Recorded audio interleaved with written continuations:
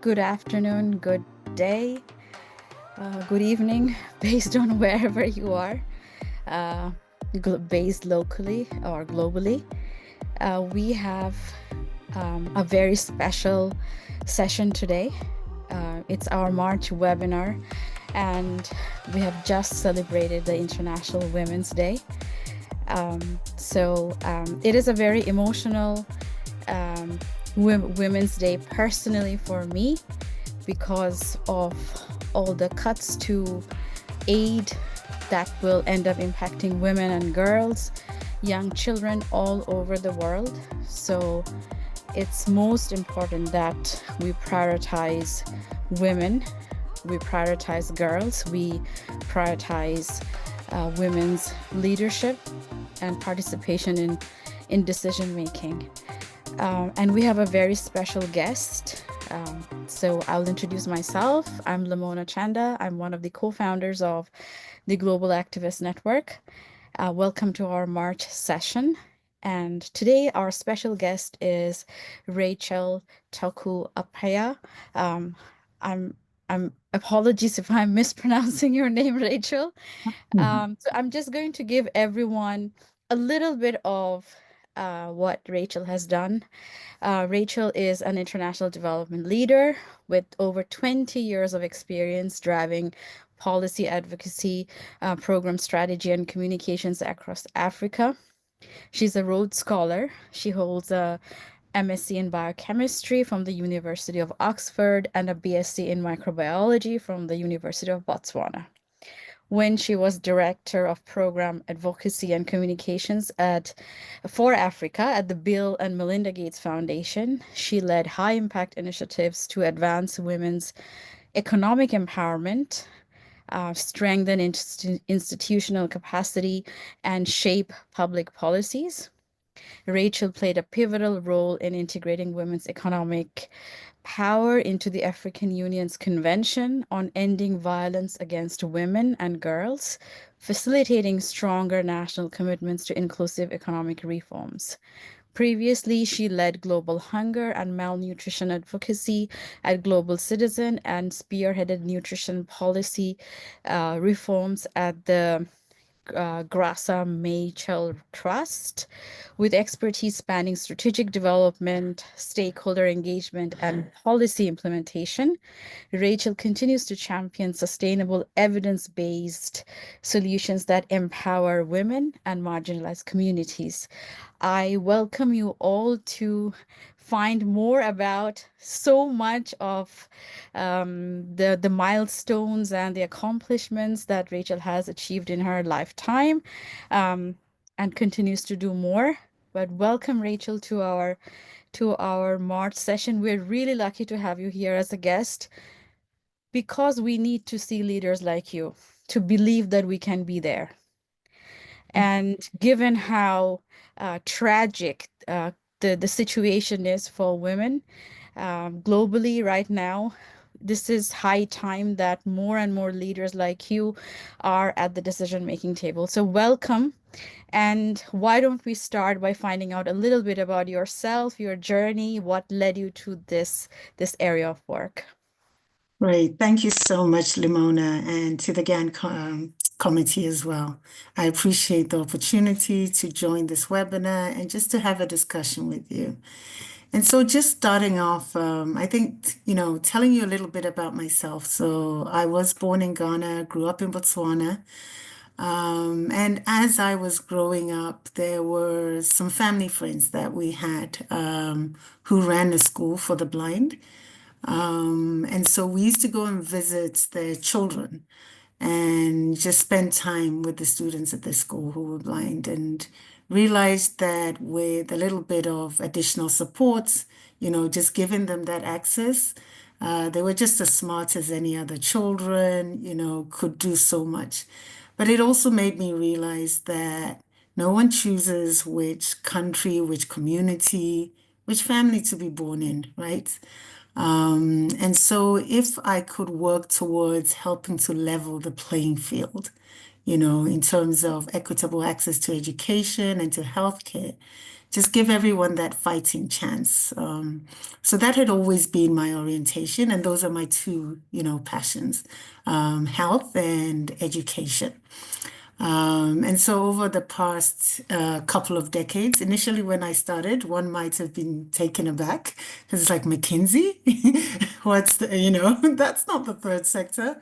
But it was really, I wanted to equip myself with the skills that I felt were important to work with this in this sector. And that included management skills as well, bringing a business approach to it. And so started off at the lab. And as an aside, just wanting everyone to know, it doesn't really matter where you start, depending on your passion and your interests. You can be an advocate and you can make a change and a difference.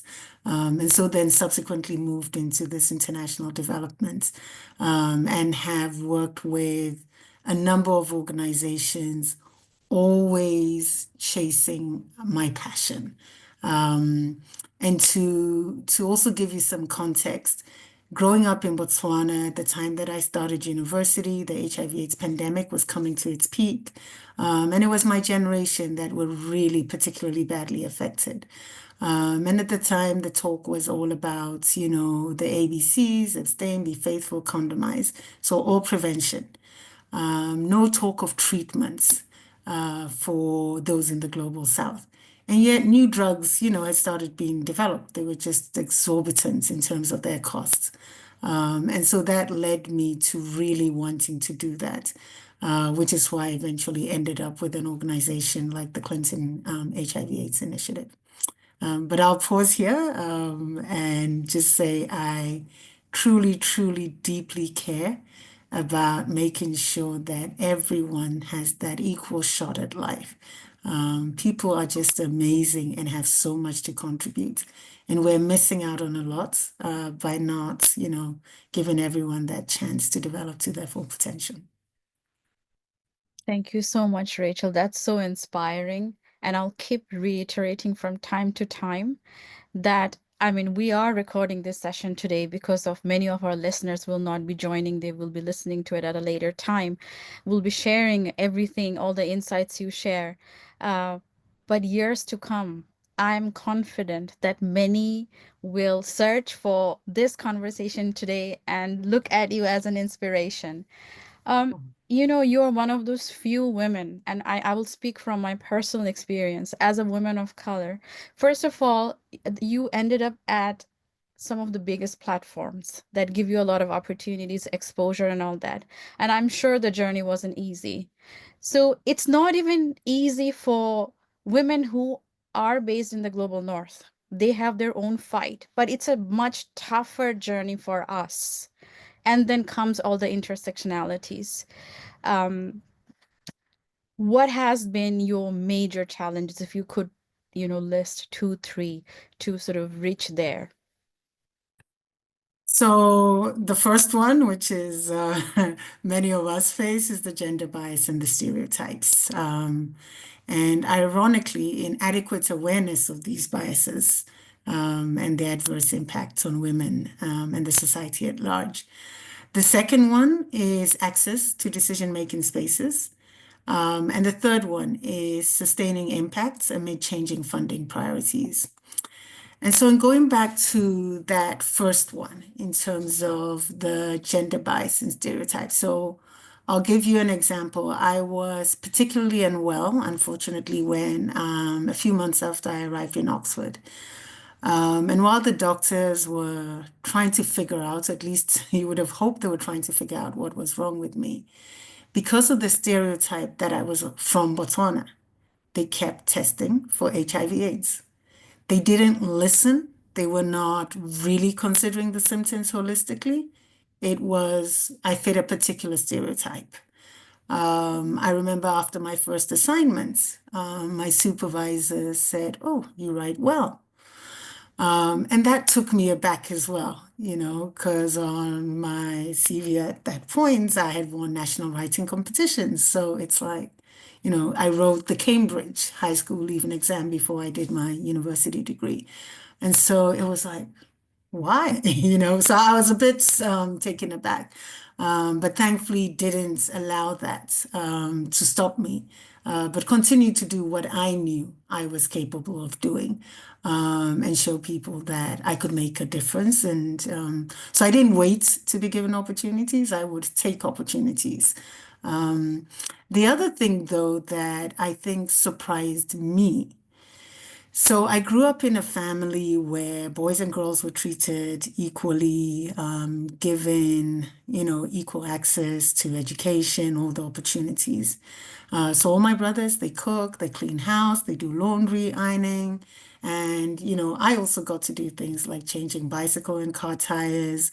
I could cut soda cans with a penknife. I don't know if you've seen in Southern Africa, the toy cars that they make out of wire. And so I could do that with the best of them. I played football. And when I was growing up in Botswana, women in STEM were also being encouraged. And I remember representing Botswana in physics. So, I didn't feel I was being restricted. Though when I looked back later, I did realize the rest of the team from Botswana and from other countries were all boys, right? But didn't think much of it at the time.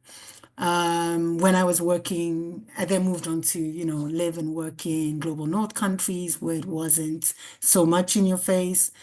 Came back to Africa, worked in Lesotho, Minister of Health, Director General of Health Services. Pretty much the entire leadership of the Ministry of Health there are women. And in Lesotho, more girls go to school than boys because the boys are shepherds in the mountains. It's very an exception, shall I say, on the continent. So up to that point, I wasn't actually aware of the extent of gender bias. It was only when I joined the Graça Machel Trust, listening to, and I call her mom, Mama Graça Machel, listening to her experiences, her depth of knowledge. And I remember we had a project with the Stephen Lewis Foundation at the time where women that were working in Eastern DRC, including with the Nobel Peace Prize winner, Dr. Dennis Mukavu, came and just spoke to us about what was happening. Now, I was in that meeting for an hour, and by the end of it, I didn't stay all day. My stomach was churning. And I just said to myself, if this is how I feel, hearing not directly from those who have suffered such atrocious, gender-based violence, but from those working with them, I mean, what must it be like? And we can't ignore it. So everything from education to, GBV, started to realize. And so that's a challenge, right? If you don't have access to evidence, you don't have access to data, you don't know, you only do what you know. And so that was a challenge. And in other work I did and subsequently advocacy, really trying to make sure that data and evidence were a big part of that. The other barrier, the second barrier I mentioned was access to decision-making spaces. So the Graça Machel Trust is where I first encountered the phrase, nothing about us without us, right? I learned how so many decisions were being made about women's lives, largely without them, whether it was, in the financial space, different business sectors, political office. Women, many critical decisions were being made in funding, policy, program design. Without them, they were underrepresented when they were present and not taken seriously. And so advocacy, coalition building have helped me take a seat at these tables. So in the nutrition space, I work to build national and subsequently regional networks of civil society alliances focused on nutrition. When you're amplified, you can't be ignored. There's an African proverb that says a single reed can easily be broken, but when put together, it's very hard, to break them. And so using that in advocacy as well to say, when women, when minorities are underrepresented, yes, it can be hard to have our voices heard. But when we make a conscious effort to bring others along on the journey with us, we're able to have that impact. And so the Graça Machel Trust very early on focused on building women's networks in key sectors like finance, in agribusiness, given that most of Africa's women are employed in that sector, so that we could have, maximum impact fairly quickly. And then the third challenge around the sustaining impacts amid changing funding priorities. Development is a long-term game. We know that. However, funding is often influenced by shifting donor priorities, and we are right in the throes of one right now in terms of, the sudden cessation of funding from the US government to many development programs. What has helped for me in the past is navigating this by diversifying funding sources and fostering multi-sectoral partnerships. One thing I would often say when it came to nutrition was the fact that for most families, right, when you're struggling with food, you don't immediately go out and start asking for a handout, right? You cut back maybe on your expenditure on clothing, like you try to cut back so you can look after yourself, right?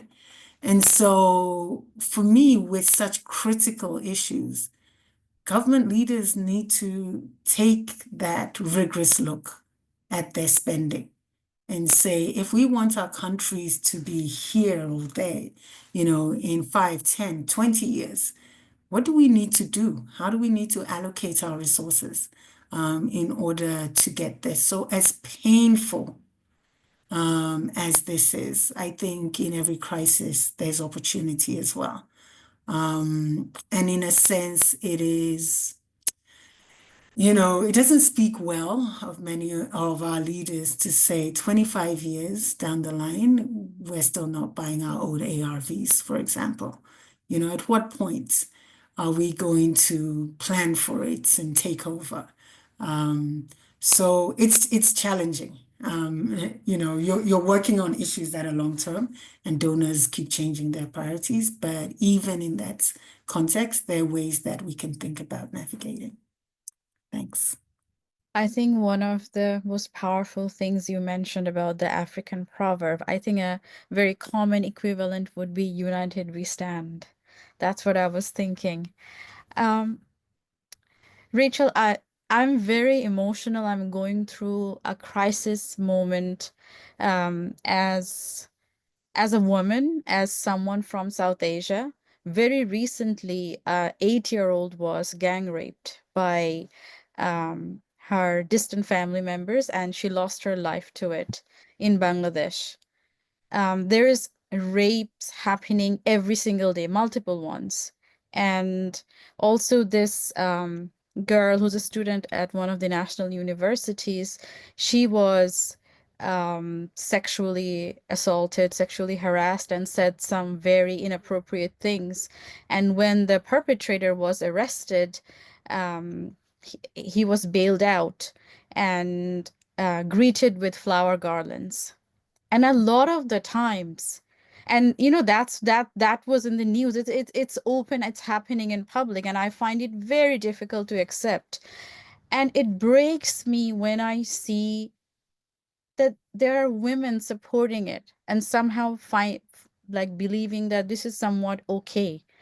Obviously there are countrywide protests happening, and I see it happening pretty much everywhere. Maybe the magnitude may differ, but this is happening pretty much everywhere. That's the story. Um, you have been in the third sector for such a long time, for over 20 years now, and it doesn't have to relate to only gender-based violence. What are some of the significant changes that you have experienced happening, and how do you see the future? Like, do you see any hope? Where are we heading? What is your view on that? Thanks, Limona. What you just shared is tough. It is, and I can only imagine what you're going through. And I think as painful as it is to hear of such cases, to see this happening, one one I struggle to find the right word because I don't know if you can say comfort, you can draw from it. It's not comfort. But the fact that it is actually being revealed and not hushed and swept under the carpet. Absolutely. I referenced earlier to the evidence, the data, making it, putting it in people's faces so they can't ignore it. Yes. Um, I think it will mobilize more people. And so that's one thing that I've seen that change is that there's a lot more information out there. I know we now have to be careful about disinformation, deliberate misinformation, but there's much more awareness of the challenges that we need to overcome relative to, a couple of decades ago. Um, and so we now have that opportunity too for technology-driven advocacy, digital platforms, even this webinar we're having today, right?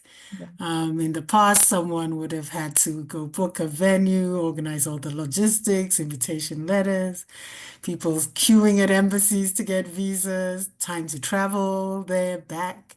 But now, we can do so much more with less. So that's, a positive development that I've seen in this space.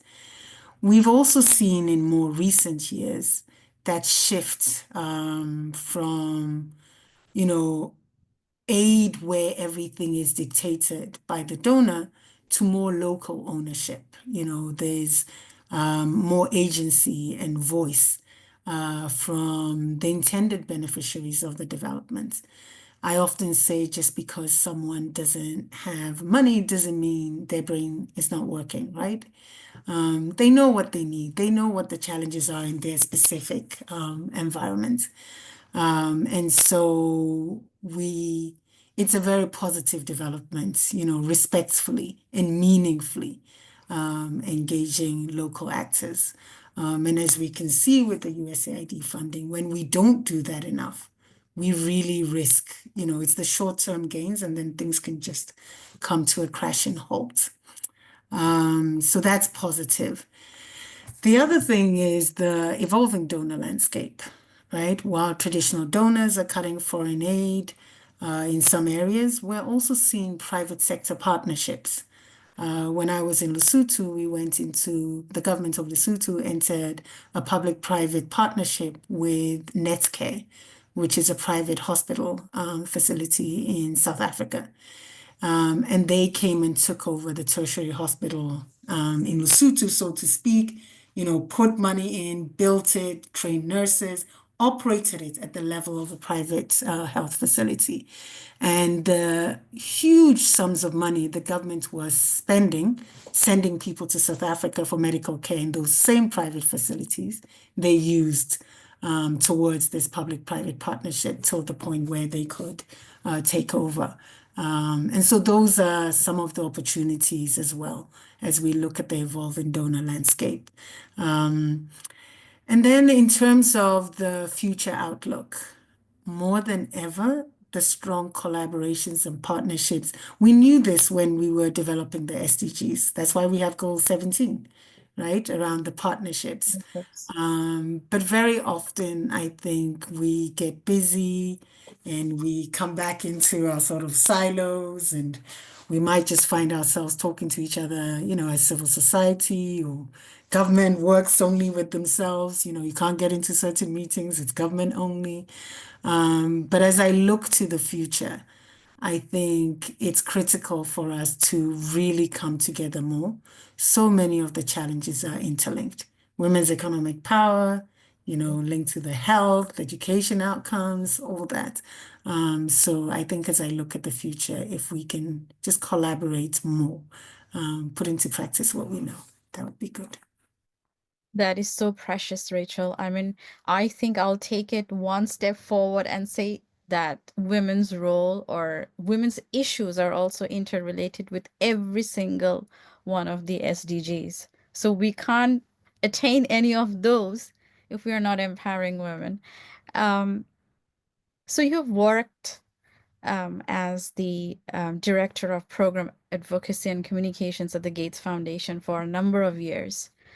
Um, Based on your experience, what can you say about young people, women, anyone who wants to drive impact locally, nationally, or internationally? Also, the not-for-profit sector, like any good examples that you have to share that people can use to drive social impact. So I will go back to the evidence and data driven, Mm, right?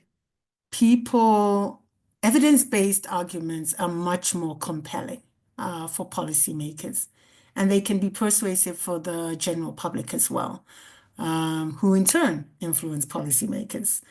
When journalists write about how corrupt a government is, for example, and I'm using this example because I'm currently in South Africa, and that's a big topic, right? People are very frustrated with the government, services are failing.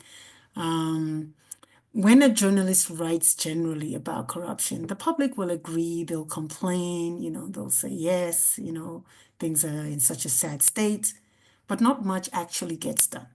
mm, When the same journalist does an investigation of something specific, they provide the figures of the large amounts of money that have been pilfered, how it was done, the public calls for heads to roll. mm, And either heads do roll or a committee, a commission is launched, like action actually happens. So being able to provide that data makes a huge difference. Another example is last year when young people in Kenya went on demonstrations because of a financial budget that they saw, significantly and adversely affecting the more vulnerable in society. I think that was an interesting, I don't know if I call it a campaign to follow, but it was organic, it was spontaneous. Young people used technology, and very powerfully, they had data. So they would challenge the government to say, you say you don't have X resources to do this, but you have just approved an increase of X amount for your salaries. Or you say you can't do this, but you got this budget, for transportation. We're very suspicious. That budget could have meant you had to be on the road every single day, driving thousands of kilometers. So it's not realistic. Where did you? That forced the government to pause and listen. They couldn't just wave it away, right? mm, Because it was hardcore evidence. They had to explain themselves. So that's an example of how nonprofits, young people, just society can engage. The other thing is you have to be strategic and targeted, right? If you say, I want to travel, and you don't identify where you want to travel to, right? You don't know, do I need to go by plane? Do I need to go by car? If I need, depending on which mode of transport, what fuel do I need? Like, you need to be very clear about what it is that you want to achieve, what you want. And then, of course, you then plan what you need to get there and the allies that you need to bring on board in order to get there, and even who you need to talk to, right? Who are the decision makers in that particular situation? And leveraging your relationships is crucial. mm, And that's why it's super important for me to leverage relationships across the board. It's not just, I've often said to colleagues I've worked with that I leave organizations, not people. And so I maintain contact with the people I've worked in across the years, yes. and am able to reach out to them to find out what's happening in different spaces, different countries on different issues, and maybe not just people that might have a biased opinion tell me. The other thing, youth-led digital, huge proportion of the population, especially in global South countries. And so how do we leverage the resources we have? If it's the young people, let's do that. Digital allows us to have further reach with less resources and achieve quicker impact, right? Those demonstrations in Kenya, it wasn't, it was quick and it had a very quick impact. They reversed their decision on that budget. And so, just to give an example of how I sort of use this, with the Convention to End Violence Against Women and Girls at the African Union. In the role that I held, I had a relationship with the African Union chair. At the time, it was President Assoumani of Comoros. I had relationships with key decision makers at the African Union Commission. And so, learned that they were working on this scourge in Africa of gender-based violence. But having conversations, providing evidence to show them how a lack of women's economic empowerment was one of the key contributors to the situation. A big reason why many women stay in situations that they really should walk out of is that economic vulnerability. And so having those conversations opened them up to the idea, facilitating women's leadership conference, and that was in Moroni in Comoros, just to make sure that we were getting the inputs. Again, the nothing about us without us. We're not going to make the decisions on their behalf. Let's hear from them. What are some of the solutions they think could be put in place? At the time, the African Union, had started a series of meetings called the Positive Masculinity Summit. When they started, they weren't involving women, ironically, right? So it was almost like a whole group of men come together and decide what's best for women. But I'm pleased to say over the years, it opened up. And so some of these women that had been at the consultation in Moroni were invited to, it was then the third Positive Masculinity Summit that took place in South Africa. So again, to deliver the recommendations that they had made and make sure it was incorporated. Fast forward a few months later, supporting the drafting of the convention at the summit in February this year, it took place. So it was about being very specific what we wanted. We wanted a convention. We wanted women's economic power integrated. It's an entire chapter in the convention. We leveraged the relationships that we had with women leaders across the continent, the AU's chair, leaders at the AU Commission, and we used evidence, and we were able to achieve a result. Thanks. Thank you for sharing this. I have as a word of advice from you, I have a follow-up question. Would you say that having very specific, having niche goals when we're trying to drive social impact, and also something which is not like we would all like to see attain gender equality, but not targeting that, but maybe like a smaller goal, it's easier to influence stakeholders, or when it comes to securing funding, that sort of stuff? Do you find that having a more simpler, a more targeted plan, like, maybe we intend to provide nutrition to pregnant women in this region, so and so, in order to empower or attain gender equality? Do you think that works better in terms of influencing stakeholders and policy? My personal opinion is yes. We can imagine how we all feel when we have a huge workload. It's easy to feel overwhelmed. When you Yes. unpack it, when you prioritize it, you decide, let me start one at a time. You've got a checklist, a to-do list of 50 items. You do one, you do the second, you do the third. It encourages you, right? Mm. You start to see progress made. Um, there's another African proverb. I can't remember the framing exactly, but it's and I'm not suggesting we eat elephants, but it's the idea that an elephant is eating one bite at a time, right? You can't have it in one mouth. Everything, little drops of water make a mighty ocean, right? So you will get there.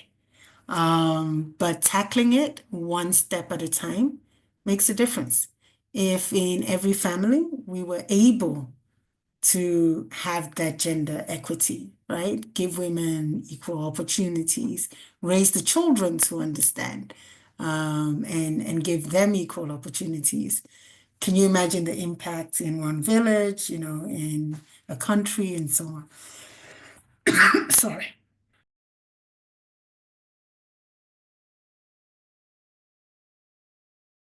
Sorry. I hope that helps answer the question. Oh, absolutely. Thank you so much for that.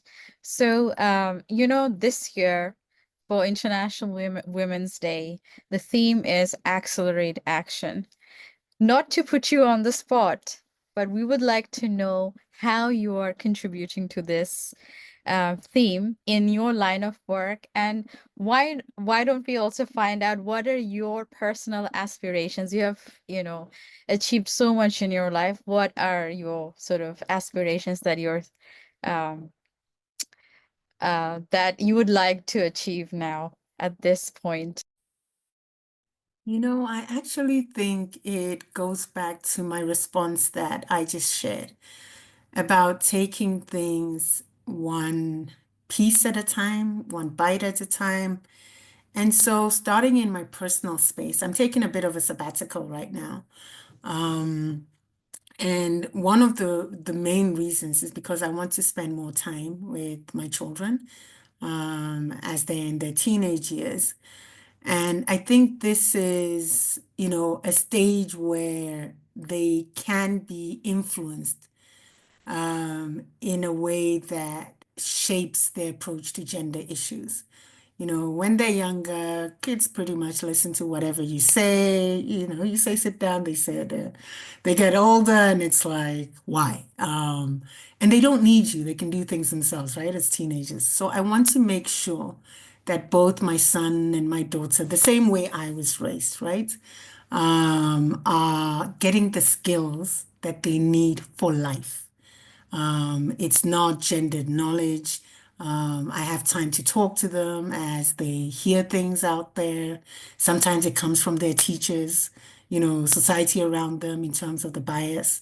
So, how do I have that conversation with them? So, that's one way, I'm doing that. The other one is this month, I've also been very intentional. I told you education is my other passion. Sometimes it's through coaching, mentoring. And so meeting a lot of the young women in my network and just having conversations with them. A big part of my recent conversations has been around financial independence, right? The economic power, the fact that I'm like, you're in your 20s, 30s. If you start planning financially now, if you make a certain investment now, just decide, okay, I won't go for that Prada bag, I'll go for this, and put it away. Can you imagine in 30 years' time how much that will be? But just really encouraging them Yes. to think about, how they use their resources, how they can grow their resources, and how they can protect those resources and make sure they are in charge of them. They're not letting things just happen. So I've had the privilege, the opportunity to meet with quite a number. I think I've had more social coffees and lunches this month than I've had in the preceding 4 years because work was quite intense. So it's for me, one person at a time, the little drops of water. If I can influence one and then they influence their family, hopefully we will start to have that ripple effect in society. And as part of the conversations, still doing a little bit of advocacy and really encouraging, my former office to say when it's South Africa's, National Women's Day, can they invite some financial advisors to come in and have the conversation, and would be with everyone. But we obviously know that, so often it's women that don't have access to such information, and the women in the office can benefit. Thank you so much for that. And you're so right, Rachel, about the financial independence, the financial empowerment. In many traditional societies, women are just not aware. They're not raised with that kind of awareness. I can speak for myself. I don't come from a place of equality, even though I had a lot of privilege. And I had, the access to Western education. I'm based in a Western country right now. Um, Religious minority women in Bangladesh can't inherit from their father's family or from the husband.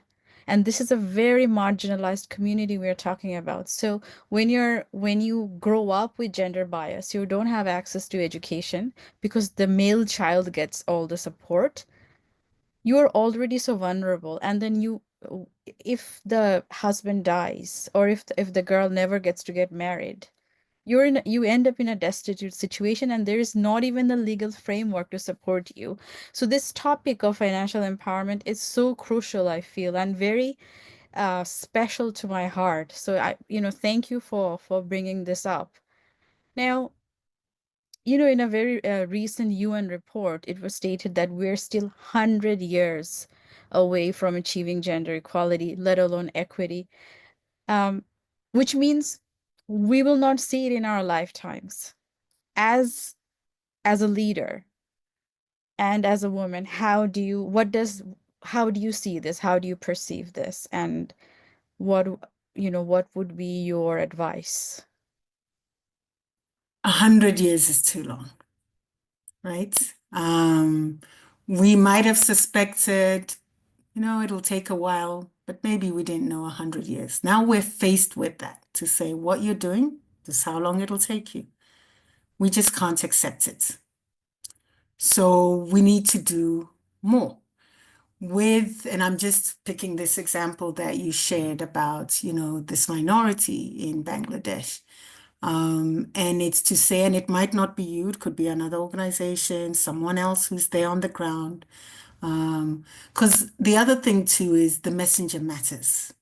So very often certain sensitive topics are best addressed by people who are seen as knowledgeable or have, the legitimacy to engage on it.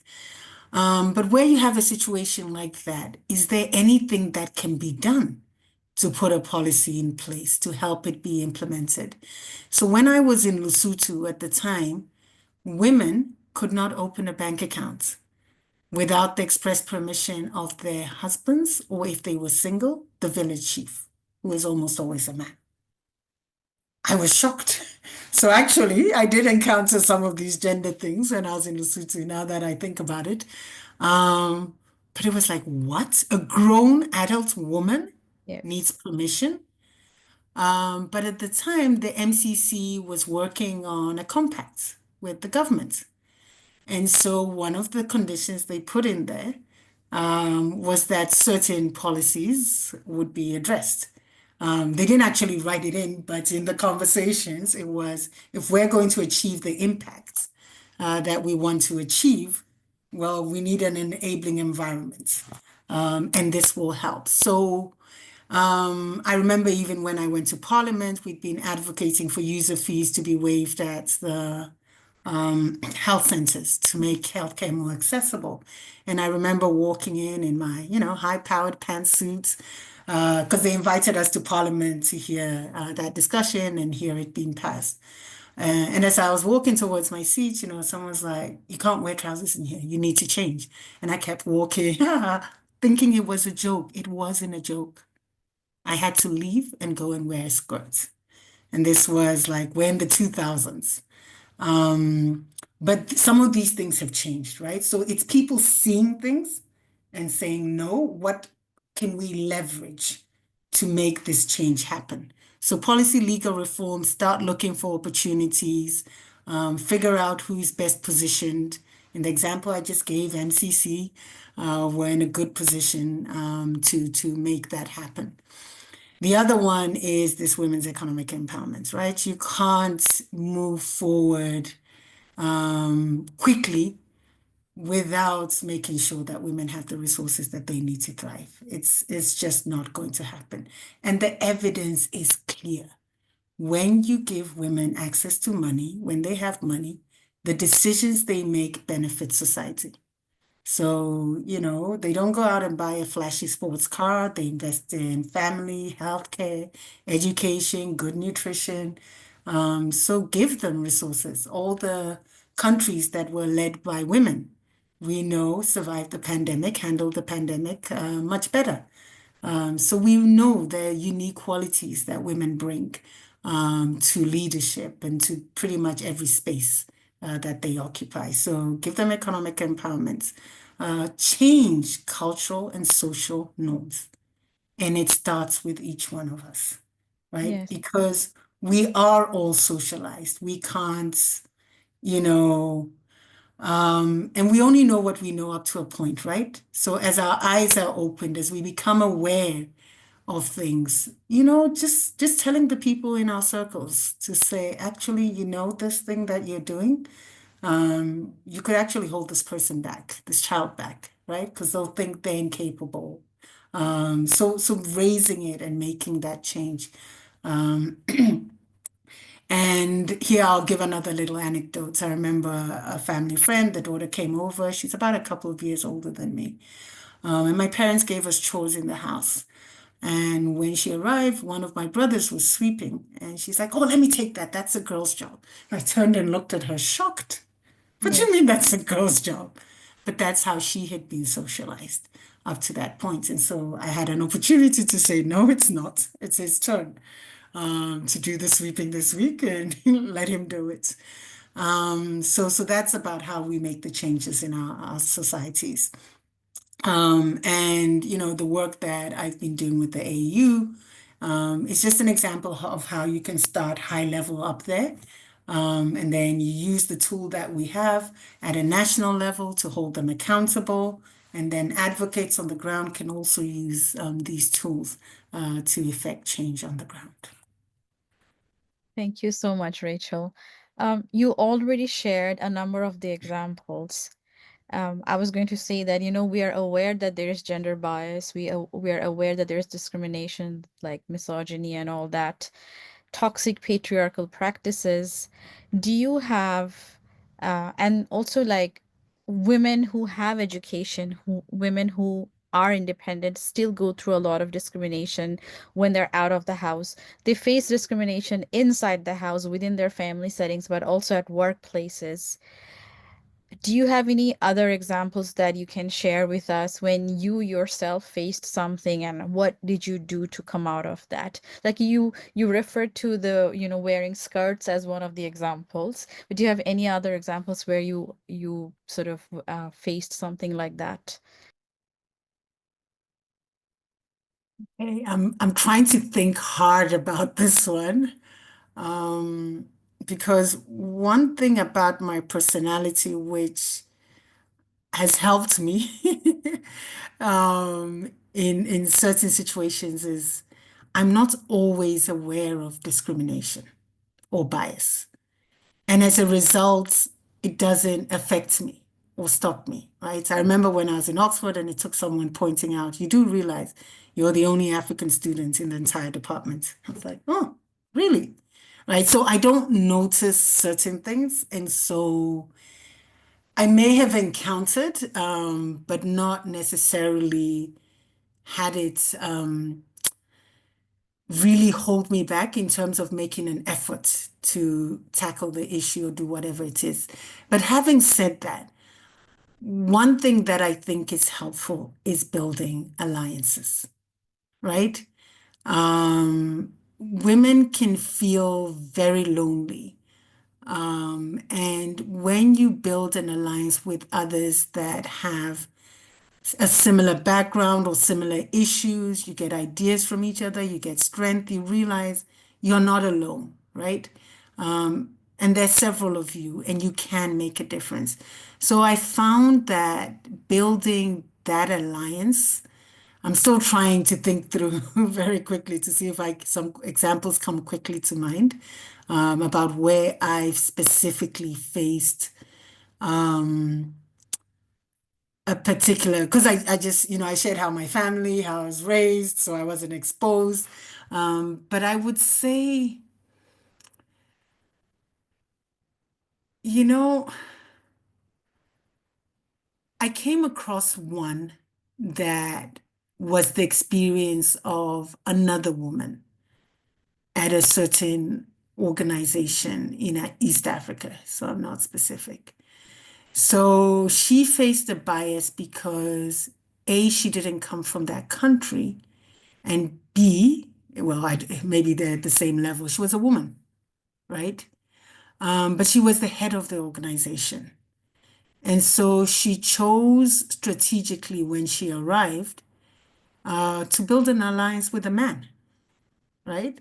Her deputy. And for certain conversations, would have him lead initially. But she would go with him, she would speak up. And over time, people realized who the boss was and took her very seriously because obviously she was well, informed, she knew her stuff, very strategic. So it was an interesting one in that someone else might say, that's promoting, the bias, you're letting the man lead. But for her, it was she built an alliance, but with someone that could actually help her change the status quo. And, the deputy was a citizen of that country too, which meant people were more open to him. And so it opened doors for her. So building alliances is helpful. And then, gender inclusive workplace policies, right? So for me, this was a bias that was not gender specific per se, but it was this thing of international versus local and advocating for salaries. And again, for various reasons, I'll keep the name of the organization out. But it was the fact that, local staff were being paid less to do similar work, people that had similar levels of experience, if not more, than international counterparts. And people felt I was, going to war over it because, this person was a friend, but it wasn't. It was totally objective. And my successor, after I left that particular country director role, also experienced it. And again, had to say to top leadership, here's the process I use, totally objective. I don't see why this person should earn more than this other person. So that's a bias that we've had to navigate. Thankfully, I haven't had situations where salaries have been different because of gender. And I'd like to believe the third sector is trying to walk the talk in that. And you see that more in other sectors. And then just, the sort of picking your battles, right? If you fight everything, sometimes people then dismiss you and say, this person is just oversensitive, right? Everything's an issue.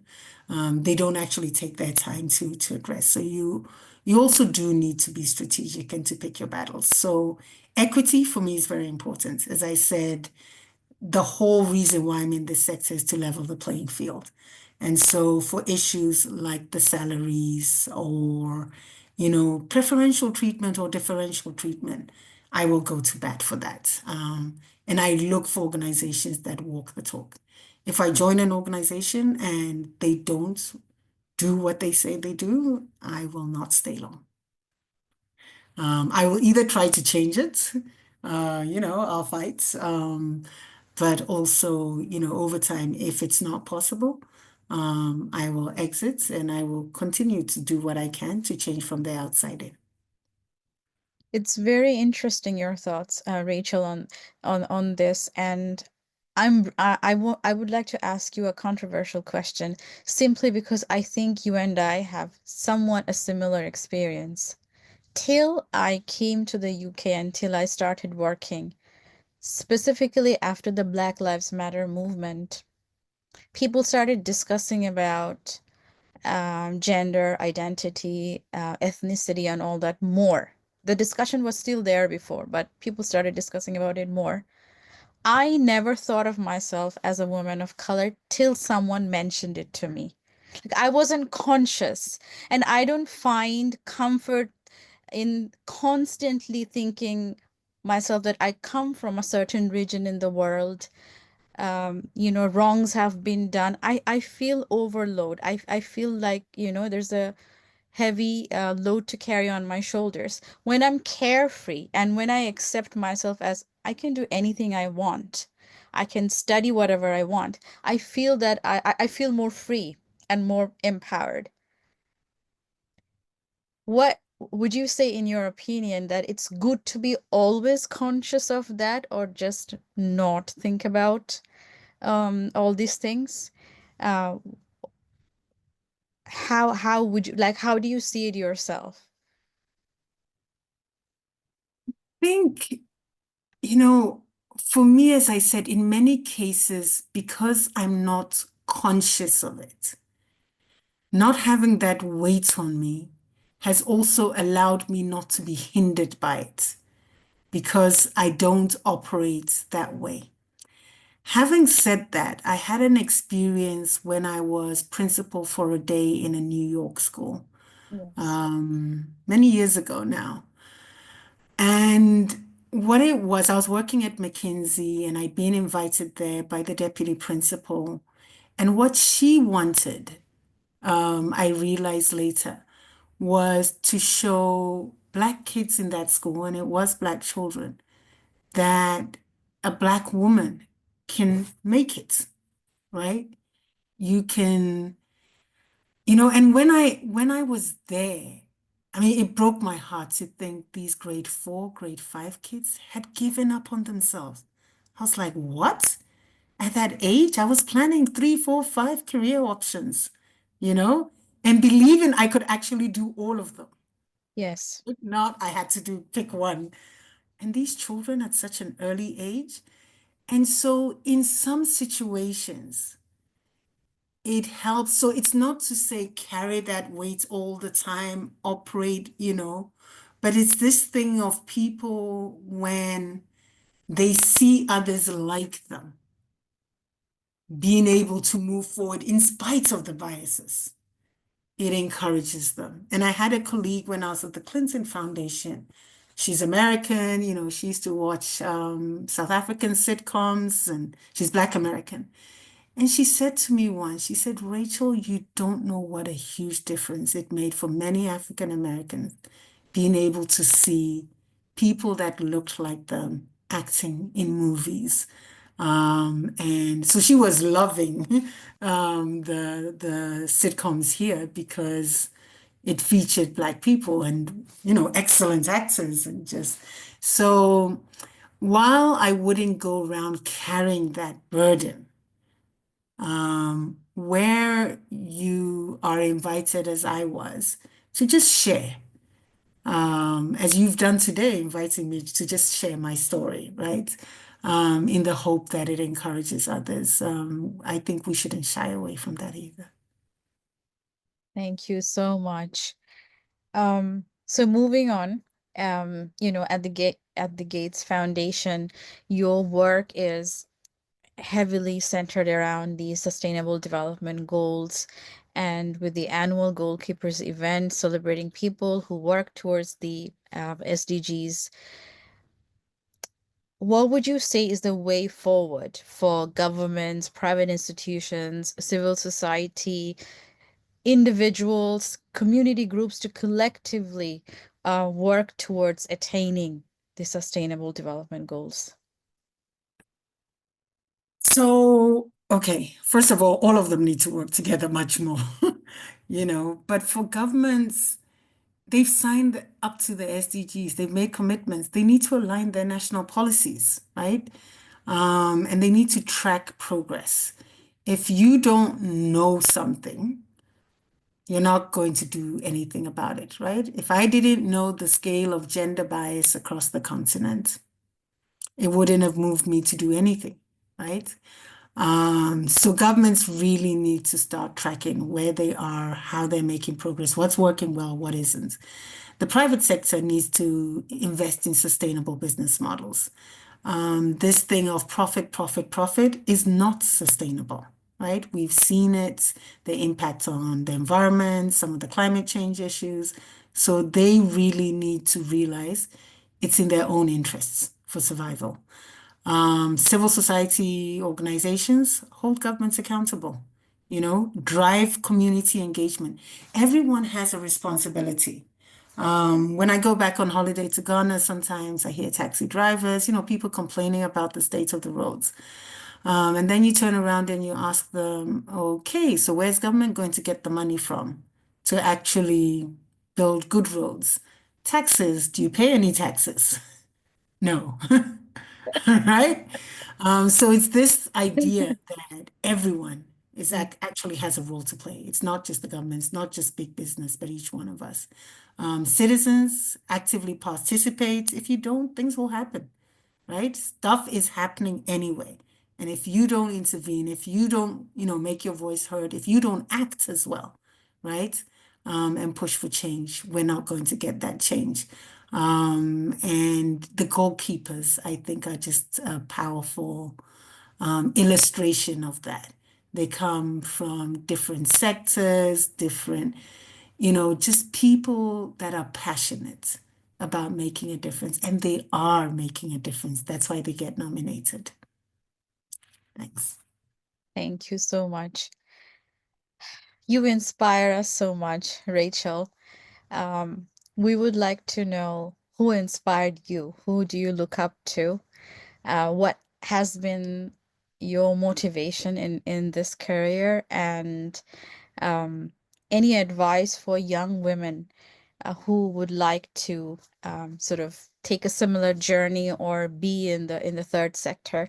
And can I just add, um, like here I'm on behalf of the Global Activist Network, but I'm also speaking on behalf of many women who I don't see beside me. Um, I feel, and specifically in the case of Bangladesh, we're not um, we have a particular uh, hostility towards our indigenous population.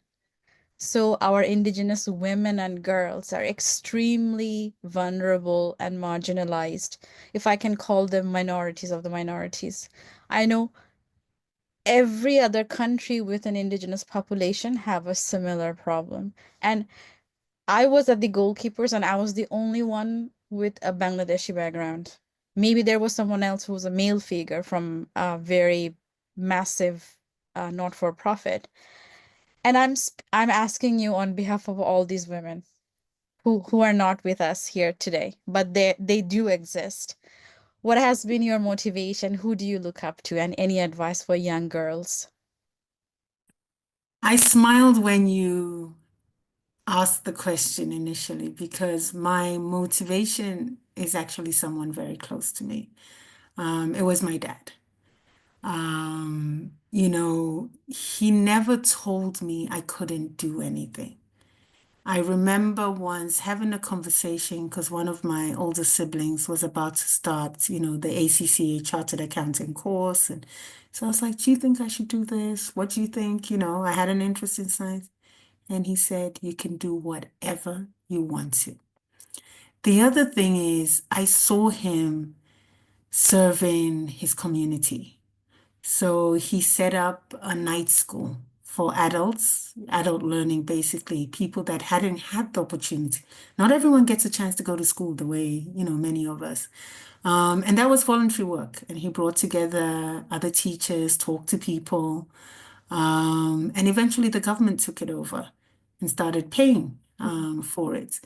But I saw that, and like the school for the blind where I would go. So I saw that very early. And that has just been my inspiration. But I think it's being told by someone really close to me that you can be whatever you want to be. And I hope that for the minorities of minorities, that we will do that, right? That's why I make time to have one-on-one conversations to let people know. You can too, right? Everything is done by people.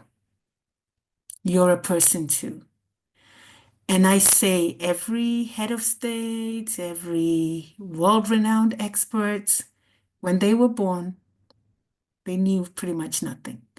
Babies don't even know where their mouths are, which is why they mess up when they're feeding themselves. Everything everyone knows, they learned. Someone taught them. And you can learn too. And you can have access to opportunities, but you tell them it's possible. Thanks. That is so powerful, Rachel. You know, we need many more hours to continue our conversation, but we have time restraints. So just before I ask our last question for you, I'm just going to see if we have received any questions from people who have joined us. So we have received one question from Prudence. Prudence is one of us at the Global Activist Network. Prudence asked, Rachel, your insights on the challenges faced, including bias, discrimination, and the data gaps, highlight the need for inclusive decision making. What structural changes can we implement to empower the next generation and foster a balanced environment? I think structurally, this notion of nothing about us without us is important. We need to include the key demographics of society in the decision-making structures. One example I've shared with people is when I lived in Lesotho, my husband and I were leaders in the church, and I remember one day we were having a meeting about how to make sermons available to people when they miss them. And Rachel comes up with a bright idea. How about a CD library? You know, hubby doesn't say anything. We get home and he says, "What were you thinking?" Many of these people don't have electricity in their homes, never mind CD players. So, as well-intentioned as I was, my offered solution was far from the right one. You don't know what you don't know, right? But the people living in those contexts know very well what they need. And Yes. it's important for us to have them at the decision-making table. So whether it's women, it's young people. I see now structures, AU has a department for youth, but are they meaningfully engaging them? Are they tapping what they have to offer? Right? That vitality, the quickness with technology, like all the ideas, are we fully leveraging it or are we just checking the box? So I think structurally, we need to make sure that our decision-making structures are inclusive. And when we are in such offices, make sure that we bring others along. That's really important as well. Open the door. Once you get your foot in that door and you push it wide open so others can come in Absolutely. as well. Absolutely. Conscious of the time, I'll move on to our last question, Rachel. Any final words that you would like to share with us in light of International Women's Day, in light of accelerating action? And also, you are a great leader. How do people connect with you? Okay. No, thank you so much. So let me respond to Gertrude's question as well as, I give my parting words around do I ever get frustrated with the chaos going on? Yes, I do. I'm human. There are days that, I would wake up and ask myself, am I actually making a difference? One of the reasons that I'm taking a sabbatical is actually to rethink about how I can have impact in a way where I can see it. Sometimes when you're working at a high level, continental policies or national policies, it's not always easy to see that change that you're having in a person's life. So one of the things that I'm also doing during this time is writing a children's storybook series that builds on indigenous knowledge. I think there are a lot of valuable practices in the global south that we can build on rather than always taking models from the global north and trying to see how we can contextualize them. There is knowledge in our countries, in our spaces that we can build on to make our lives better, to advance development in a way that uses the resources around us in a much more cost-effective manner. So I'll keep you posted on that. But it's just bringing together my passion around education, around development, around science, and about impacting the next generation through my writing. But in my parting words to you is it's easy to get overwhelmed. The magnitude of the challenge is huge. And so here, I can totally identify with your frustration. But even sharing it here, Yes. that's an action, making sure that people are aware of it. And while you might not be able to do something today, others may be able to because you've shared the data, the evidence, right? You've made them aware of it. So women's empowerment is not just about equality for women. It's really about unlocking the full potential of society. Every action counts, whether you consider it big or small. Every action counts. And so let's continue to push forward in our own ways. To connect with me, LinkedIn is a good way to connect with me. Email as well. I'm part of things like McKinsey alumni, Gates Foundation alumni, different alumni networks, Clinton as well. WhatsApp as well is a good way. But the GAN committee has my email, which they have permission to share, and then also feel free to reach out on LinkedIn. But just really want to appreciate this time with you. And hopefully, as some of you get in touch, I'll also have the opportunity to get to know you better and just support each other in the work that we are doing in our various locations. Thank you. Thank you so much, Rachel. We're very energized with, hearing from you with all the great insights you shared.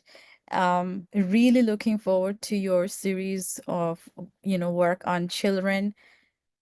We always look for original work that's told by someone from the community where young children can see strong examples and local indigenous stories. I think that's something missing at the global scene.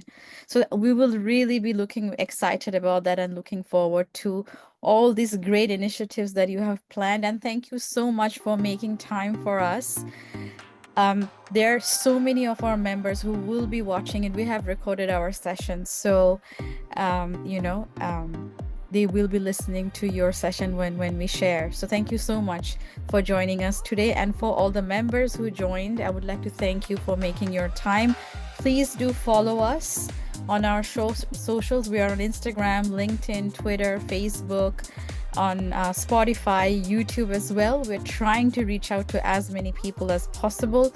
If you have great examples of leaders driving social impact, please do nominate them, because that's what we do. We want to amplify voices. Write, share important updates, stories like the one that Suhair shared. Write blogs or articles for us, and keep supporting us. Thank you so much. And thank you so much, Rachel, for joining us today. Thank you too. Thank you.